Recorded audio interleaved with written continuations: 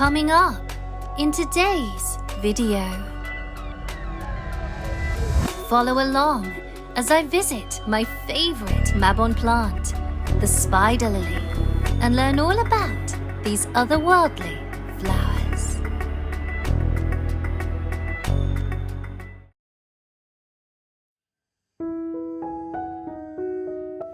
Mabon is here, all dressed in scarlet red. I feel it's time to go and meet my ruby friend.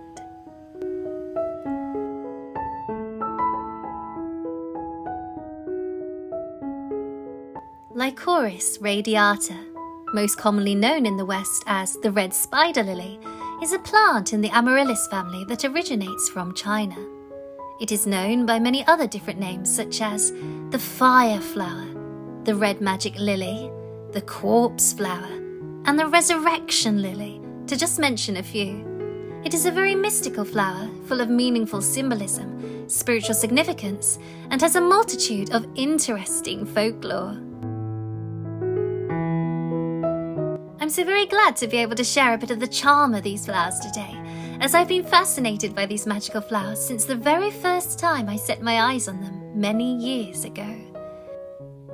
Having recently returned to China, being able to see them here once again after a few years of being home in England has only made my love and fascination of them that much stronger. Blooming around Mabon, the autumn equinox, the red spider lily, also known as the equinox flower, naturally has associations with autumn and the death of summer. I always enjoy the reds, oranges and yellows of autumn, but they're not always evident so early in the season, and so this plant with its fiery ruby red really helps me to connect to the beginning of the autumnal tide.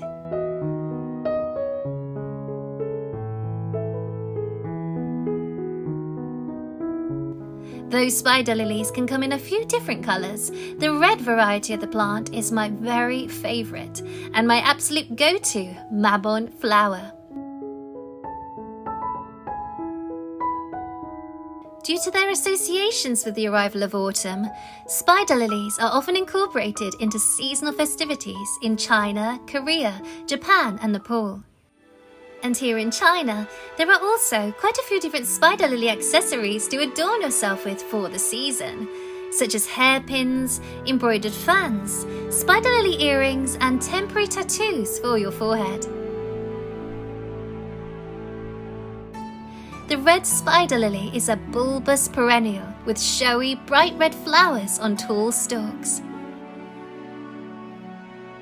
When in full bloom, their spindly stamens extend slightly upward and outward from the flower's centre, giving them an almost spidery look, hence the name spider lily. In China, they have also been called longzhuahua, dragon's claw flower, and since dragons are also often depicted in red, which is a very auspicious colour in China, I can see the resemblance.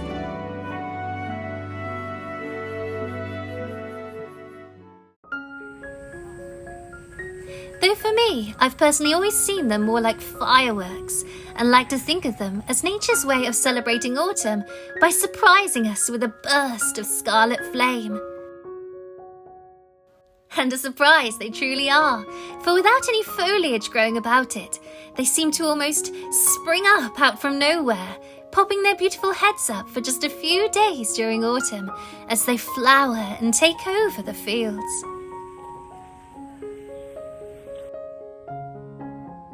What first attracted me to spider lilies was their unique look. Their exotic appearance is peculiar, yet mesmerizing. There's something so very different yet pretty about its shape that really brings out the beauty in being unique. Their dramatic, sudden Mabon entrance in radiant red gives them a very powerful and confident presence. They stand straight with heads held high, confident in their own authenticity, proud of their uniqueness, proud of who they naturally are.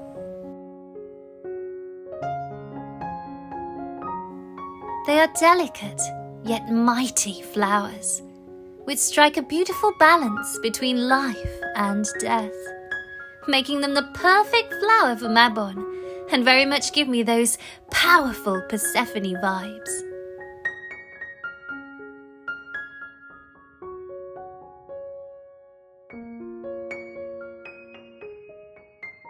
In the Chinese language of flowers, the red spider lily, 石蒜花, is graceful and pure, and represents a captivating beauty. Its meaning is the gentleness of the devil, perhaps due to its associations with being a beauty of the underworld in Chinese folklore. Speaking of the devil, the spider lily has long had associations with death. Ancient Chinese herbalist Li Shizhen wrote in Compendium of Materia Medica, 本草纲目, that the Lycoris radiata is poisonous. And modern science has also proven that Lycoris contains a variety of alkaloids, which can be fatal if consumed in excess. This is one of the reasons for it being called the flower of death, 死亡之花. The bulbs are indeed quite toxic. In China, they have long been planted on the edges of rice fields and small vegetable gardens to keep out pests and protect the crops. So, although they are indeed beautiful, they are also quite deadly. And so no squirrel should be digging up any bulbs to fill his greedy belly. Saying that, it's obvious that the spider lily was planted for protective reasons, so I suppose we could also call it a protective flower instead of a death flower. I guess it all depends which way you look at it. Though it has its associations with death and is indeed toxic, it has long been used in traditional Chinese medicine. In the Compendium of Materia Medica, it is recorded that the spider lily can be a potent antidote to poison, alleviate pain, relieve inflammation, and act as a diuretic drug. So the spider lily does indeed have its uses. In addition to keeping pests away, one may wish to add spider lilies to one's garden, as they also attract pollinators, such as beautiful butterflies and hummingbirds, which can help to improve the pollination of certain plants. Here in Nanjing, the black swallowtail butterflies absolutely adore the spider lilies, and they are often seen fluttering over these ruby beauties. It's an especially lovely sight for me to see at Mabon, for the two together are the colours I most like to use to celebrate the season: red and black.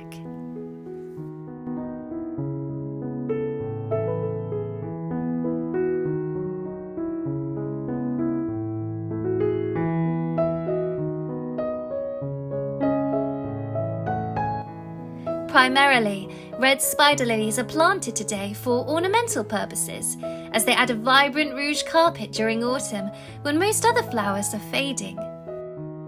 However, one must remember, though it is a stunning plant, it is indeed a dangerous one, as all parts of the plant, including the flower head, are toxic.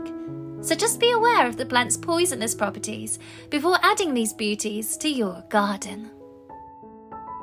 And with that, let us return back to a bit more doom and gloom. Another reason for the spider lily's associations with death is that the plant likes to grow in dark and damp spaces. In the past, one of the most common places it would grow would be on grave mounds. If you think about it, the flowers bloomed by this plant would seem quite out of place with these gloomy environments. A bright red looming in the dark, and a very strange shaped something it must have seemed indeed. This combination seems to give people quite a chilling feeling, especially when seeing this kind of plant in a cemetery. Add a bit of creepy wind, and it's no wonder that the plant got its name, 幽灵花, ghost flower.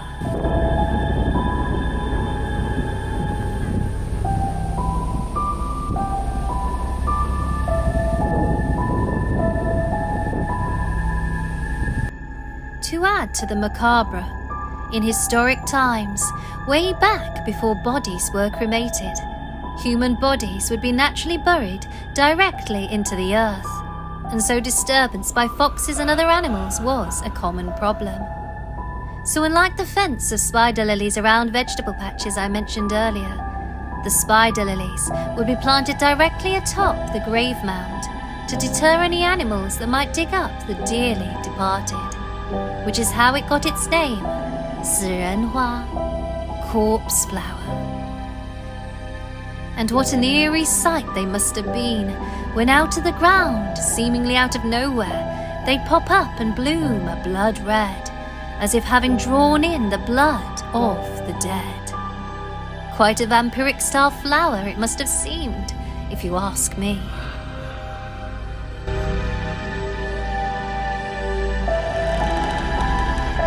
There is also a grave Japanese legend of a mother who died during childbirth. It is believed that her soul transformed into a red spider lily, and now she blooms near the graves of abandoned children.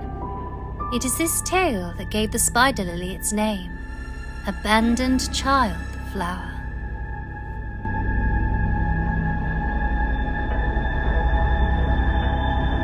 The plants are also known in some rural areas to be a bad omen.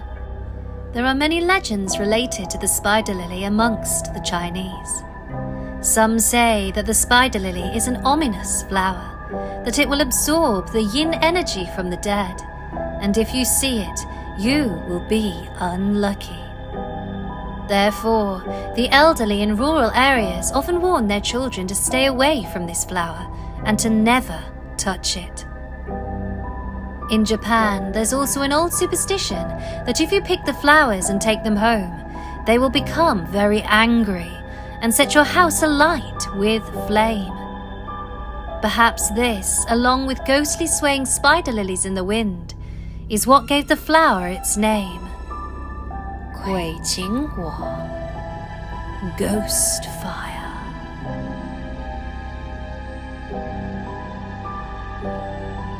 In China, it is also known as one of the 4 flowers of the underworld, 冥界之花, though I shall speak more on these at a later date.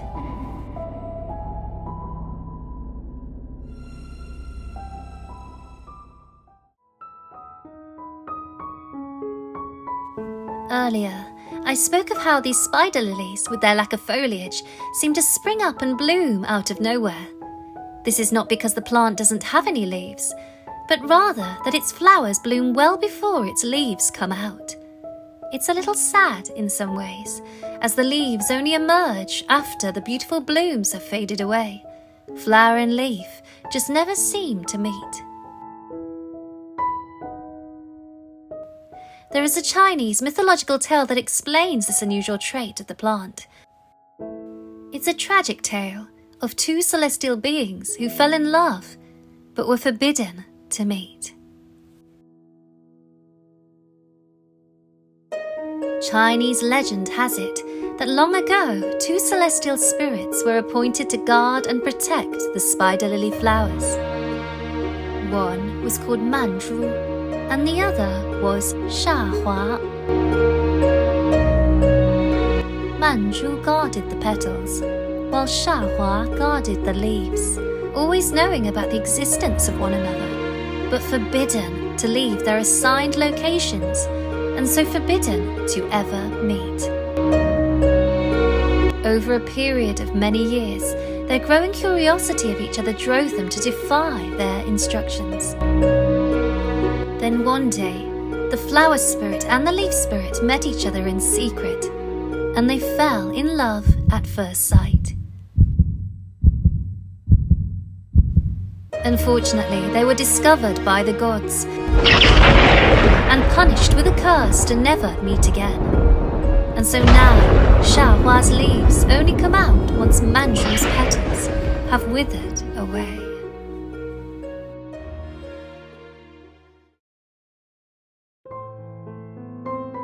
There are many different variations of this tragic tale told throughout Asia, and because of this legend, the flower is sometimes referred to as 漫株夏华, and symbolizes the tragic cycle of lovers.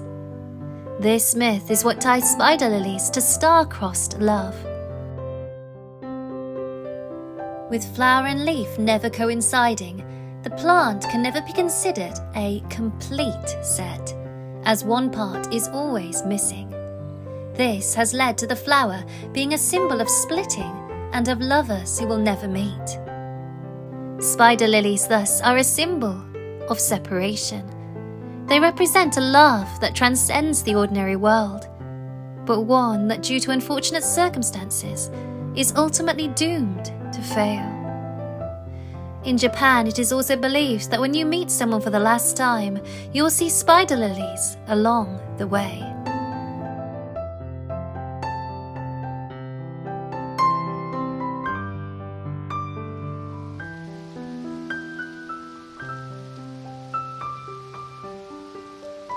It suddenly started to rain kitty cats, and so I feel it's time to take shelter in this little pavilion.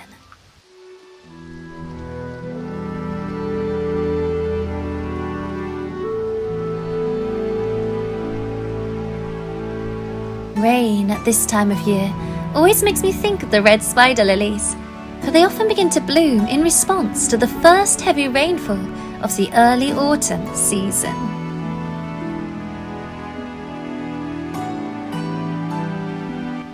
I think I've talked enough about spider lilies for today. We'll continue on with our journey after the rain has settled. For now, I'm going to explore one of these hagstone caves.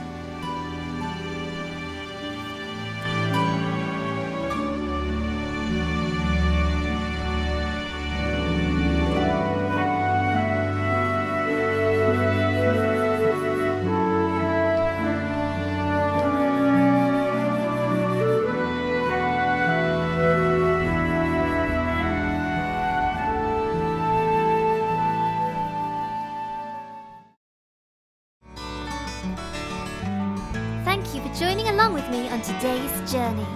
If you enjoyed this video, please give it a thumbs up and remember to subscribe and comment for more content. And I will see you in my next video. Bye!